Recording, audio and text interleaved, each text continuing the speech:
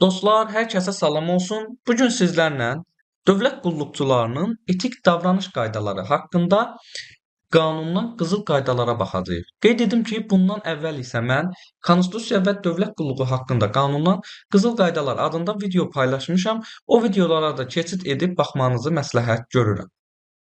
İndi gəlin mövzumuza başlayaq. İlk olaraq qeyd etmək istəyirəm ki, adından göründüyü kimi, dövlət qulluqçularının etik davranış qaydaları haqqında qanun kimlərə şamil olunmalıdır? Əlbəttə ki, dövlət qulluqçusu statusuna malik olan bütün şəxslərə şamil olunur. Mən bunu niyə bura qeyd etmişəm? Çünki bəzən suallarda belə salırlar ki, məsələn, etik davranış qaydaları haqqında qanuna əsasən hansı yanlışdır?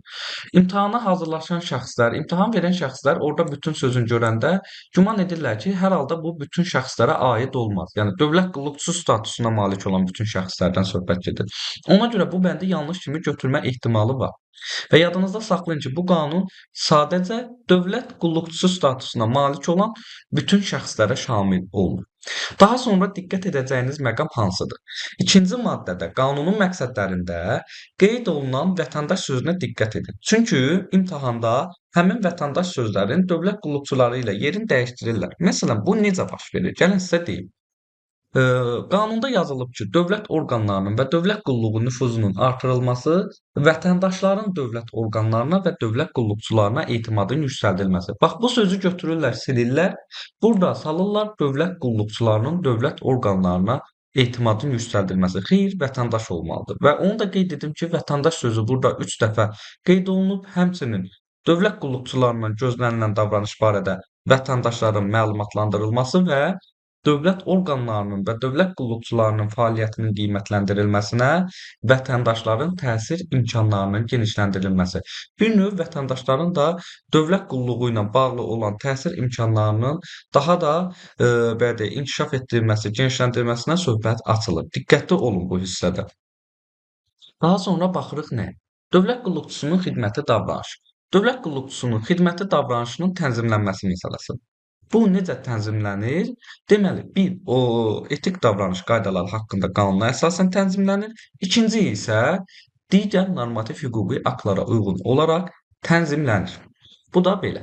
İndi isə baxırıq digər hissəyə. Bu da maraqlı bir hissədir. Söhbət gedir etik davranış qaydalarından ikinci fəsildən. Orada vicdanlı davranış bizim qaydamız var. Vicdanlı davranış qaydasında qeyd olunur ki, şəxsin, baxın işarələmişəm, cəmiyyətin və dövlətin maraqları naminə dövlət qulluqçuları öz vəzifə borcunu səmərəli yerinə yetirməyə borcludur. Baxın, burada sanki bir ox kimi birinci şəxsdir.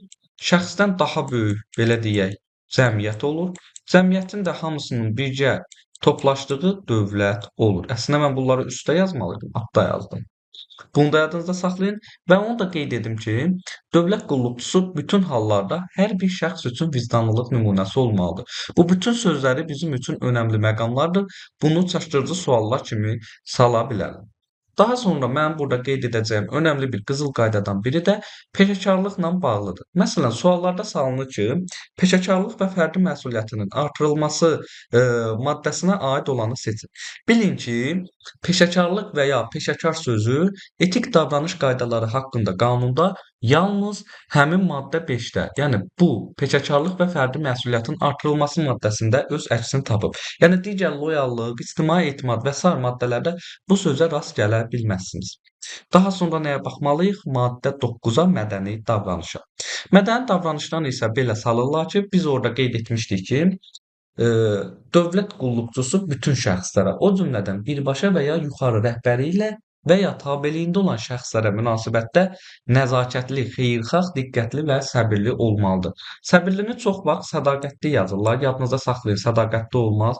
Hətta bunu yadınızda saxlamaq üçün baş hərflərlə yadınızda saxlaya bilərsiniz. Belə bir kod şəklində. Sadəcə burada sırada diqqətli olun. Bu səbirli deməkdir. Yəni sədaqətli deyil. Daha sonra isə ən önəmli hissələrdən birinə gələcəyik. Maddə 6 və 7. Söhbət gedir loyallıqdan və ictimai etimaddan.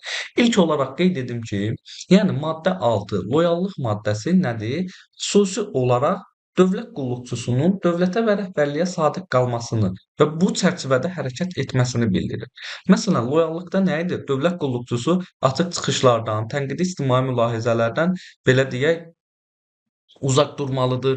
Həmçinin dövlət qulluğunun dövlət qulluğu ilə bağlı vəzifələrin icrası ilə bir araya sığmayan, onunla xələl gətirə biləcək hərəkətlərə yol verməməlidir. Ümumiyyətcə loyallıq sözü ingilis dilindən də sadiqlik sözünə belə deyək, ekvivalentdir. Daha sonra mən burada nəyi qeyd edəcəm? Maddə 7-dir. Çünki maddə 6 ilə maddə 7-ni bir-biri ilə qarışdırılmır. Maddə 7 isə ictimai etimaddır. İctimai etimad isə dövlət qulluqçusunun ictimaiyyət qarşısında dövlətin və özünün nüfuzunu qorumaq üçün məsuliyyət daşımasından söhbət gedir. Hətta ictimai etimadda qeyd olunur ki, dövlət qulluqçusu Azərbaycan Respublikasının dövlət orqanının və dövlət qulluğunun nüfuzunu möhkəmləndirməyə öz adını və şərəfini uca tutmağa borcludur. Baxın, loyallıqda məhdudiyyətlər var. Belə deyək, sadiqlik var. Bunu mən aşağı oxla göstərirəm. Bir növ bizim sanki hüquqlarımızın azalması, məsələn, müəyyən açıq çıxışlarla bağlı biz müəyyən məhdudiyyətlərə əməl etməliyik falan bu kimi məsələlər və yaxud açıq çıxışlarla bağlı müəyyən olmuş qaydalara əməl etməliyik bu kimi məsələlər. Ancaq maddə 7-ni yuxarı oxla verirəm. Burada isə bir növ öz nüfuzumuzun yüksəldilməsi ilə bağlı işlər görürük. Daha sonra qurtarmadı bu işlər.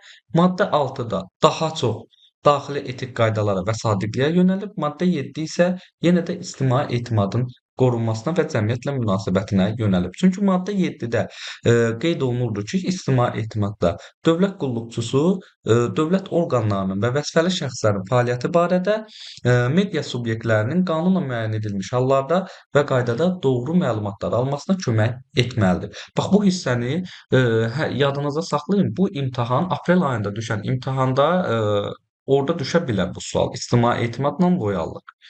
Daha sonra nəyə baxacağıq? Qərəzsizlik maddəsinə. Niyə mən bu qərəzsizlik maddəsini salmışam bura? Çünki qərəzsizlik maddəsində qeyd olunan bir məsələ var ki, qeyd olunur ki, dövlət qulluqçusu xidməti vəzifələrinin yerinə yetirilməsi zamanı siyasi birtərəfliyə əməl etməyə borcludur. Bu qərəzsizlik maddəsindədir. Ancaq suallarda bunu ictimai və siyasi fəaliyyət maddəsinə gətirib salırlar. Və uşaqlar da elə bilir ki, bu siyasi sözü burada varsa, bu ictimai siyasi fəaliyyətdədir. Xeyr, bu qərəzsizlik maddəsindədir. Elə bu maddəni oxusaz, görərsiniz ki, yəni bu maddənin məqsədi də dövlət qulluqçusunun qərəzsiz olmasına əsaslanır. Daha sonra burada biz nəyə baxaq? Maddə 12 ilə biz maddə 13-ə baxmalıyıq. Maddə 12. Maddi və qeyri-maddi nemətlərin, imtiyazların və güzəştlərin əldə edilməsinə yol verilməməsi, maddə 13 isə korrupsiyanın qarşısının alınmasıdır. Ümumiyyətlə, maddə 12-də əsasən qadağalardır ki, məsələn, dövlət qulluqçusu qanunsuz olaraq bu maddi nemətləri qısa şəkildə desək, əldə etməsi və yaxud bununla bağlı olan qərarlar qəbul etməsi nədir? Qadağandır. Baxın, bu hissədə də yazmışam. Qadağandır. Həmçinin dövlət qulluqçusu elə hərəkətlər görməlidir ki, elə belə deyək, hərəkətlər eləməlidir ki, bu maddi nemətləri də ələ keçirməsin. Bir növ belə deyək. Yəni bununla bağlı müəyyən tədbirlər görməlidir. Baxın, ikinci hissədə də mən tədbirləri yazmışam. Bir də orada var idi ki, qanunvericiliklə müəyyən olunmuş qaydada şəxslərə əvəzsiz xidmət göstərən dövlət qulluqçusu həmin xidmətə görə hər hansısa haqq tələb edə bilməz. Xidmət haqqı varsa, baxın qanuni şəkildə buna görə əlavə belə deyək, haqq tələb edə bilməz. Bəs maddə 13 nədir? Maddə 13 isə korrupsiyanın qarşısının alınmasıdır. Yəni, əgər həmin maddi nemətlər qısa şəkildə desək, dövlət qulluqçusuna qanunsuz olaraq verilirsə, nə etməlidir? Birinci növbədə imtina etməlidir. Yəni, imtina sözünü gördünüzsə, bilin ki, bu korrupsiyanın qarşısının alınmasındadır. Və bir də onu da qeyd edək ki, məlumat ver yazmışam. Nə deməkdir məlumat ver?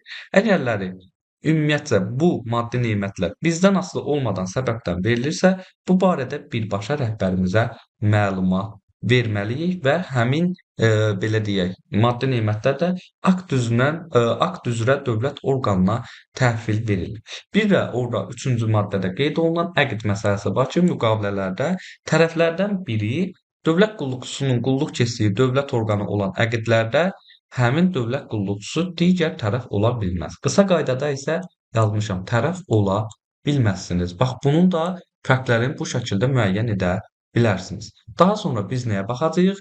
Qeyd olunan məsələlərdən biri də etik davranış qaydalarına əməl olunmasına nəzarəti dövlət orqanının rəhbəri xidməti qaydada yuxarı orqan tabeliçilik əsasında həyata keçirilir. Və onu da qeyd edək ki, müvafiq icra hakimiyyətinin yaratdığı qurum isə həmin bu etik davranış qaydalarına əməl olunmasına nəzarəti öz nizamnaməsinə uyğun olaraq həyata keçirir.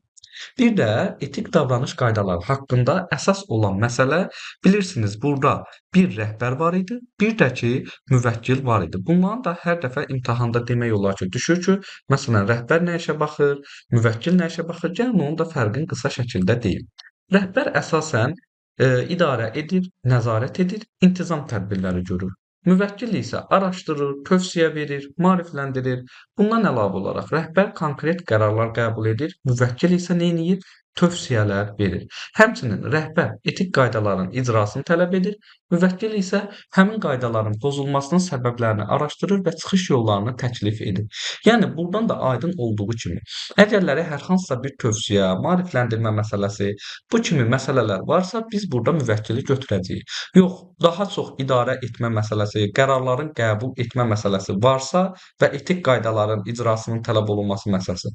Bu kimi məsələlərdə isə biz həmin dövlət orqanının rəhbərini götürəcəyik. Bunu da qeyd edim ki, imtahanda da hər dəfə salırlar bunu rəhbərlə müvəkkilin fərqi. Və bir məsələni də qeyd edim, bura salmamışam. Dövlət qulluqçularının etik davranış qaydalarına əməl olunmaması məsələsi isə intizam məsuliyyətinə səbəb olur. Bax, bunu da yadınızda saxlayın. Ümumiyyətlə bu maddədə, bu qanunda yalnızca intizam məsuliyyəti sözünü biz görə bilərik. Yəni digər məsuliyyətlər burada yoxdur. Məsələn, korrupsiyadakı kimi cinayət məsuliyyəti falan. Yəni o məsuliyyətin adına rast gəlinmir. Bununla da qısa olsa da etik davranış qaydaları haqqında qızıl qaydalara biz baxdıq. Qeyd edim ki, mənim WhatsApp və Telegram qruplarıma üzv olaraq orada ən son videolardan da xəbərdar ola bilərsiniz. Həmçinin qanunla bağlı ən son dəyişikliklərdən və yeniliklərdən xəbər ola bilərsiniz. İzlədiyiniz üçün hər birinizə təşəkkür edirəm. Sağ olun.